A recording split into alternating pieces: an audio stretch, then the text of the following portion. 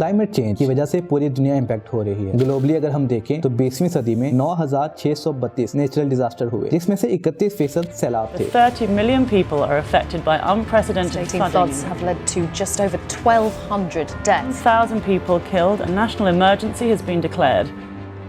अगर हम एशिया की बात करते हैं तो 1900 से लेकर 2012 तक 1,625 सैलाब आए, जिसकी वजह से 6.8 मिलियन लोग मरे और $330 बिलियन से ज्यादा का नुकसान हुआ। पाकिस्तान की बात की जाए तो 1900 से लेकर 2012 तक सिर्फ इंडस बेसिन में 21 सैलाब आए, जिसकी वजह से 10,000 पाकिस्तानी मरे और $19 बिलियन से ज्यादा का नुकसान हुआ। Pakistan stands at number 8 among the countries vulnerable to climate change. हम एक ऐसे मुल्क में रहते हैं जहाँ पर एक हिस्से में लोग पानी की किल्लत से मरते हैं और दूसरे हिस्से में पानी की ज्यादती से। अब इसकी ऑब्वियस रीजन क्लाइमेट चेंज है, लेकिन क्लाइमेट चेंज की वजह से हो क्या रहा है कि मॉनसून की बारिशें जो मामूल से ज्यादा हो रही हैं और जो ग्लेशियर्स है पाकिस्तान में वो भी पिघल रहे हैं। पाकिस्तान में इस वक्त 7,253 ग्लेशियर्स हैं और जो पूरी दुनिया के 5 सबसे बड़े ग्लेशियर्स हैं उनमें से भी कुछ पाकिस्तान में हैं। इस दफा जो मॉनसून की बारिशों की वजह से सैलाब आया है उसकी वजह से इतनी ज्यादा तबाही फैली है। अगली बार जब सैलाब आएगा तो इन ग्लेशियर्स के पिघलने का पानी भी उसके साथ शामिल होगा, तो आप अंदाजा कर सकते हैं उसकी वजह से मजीद कितना नुकसान हो सकता है।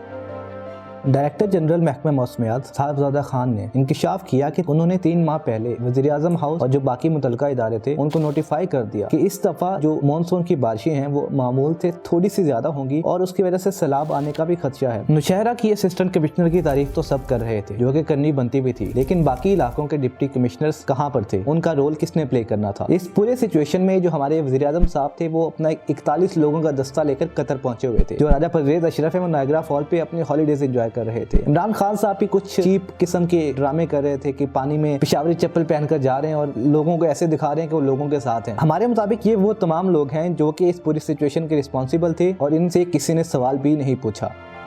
अब इस सैलाब के बाद के जो आफ्टर इफेक्ट्स थे वो आप सब लोग अभी तक सफर कर रहे हैं, क्योंकि उन इलाकों में फसलें और सब्जियां उगाई जाती थी जो कि तबाह हुई, जिसकी वजह से उन चीजों की कीमतें बढ़ी। वहाँ पे जो दूसरा मेन इशू था वो था उन लोगों के पर्टिकुलरली मेडिकल इश्यूज जो कि अभी तक चल रहे हैं और उस पर कोई पॉलिसी हमें नजर नहीं आती। जो सबसे अहम इशू था वहाँ पर वो था उनकी घरों की रिकंस्ट्रक्शन। उसकी मद में हमारी हुकूमत ने पैसा लिया है, पूरी दुनिया से फंड्स लिए हैं, लेकिन अभी तक हमें कोई रिपोर्ट नहीं मिली कि वो पैसा वाकई ही उनकी रिकंस्ट्रक्शन के लिए लगा है या नहीं लगा।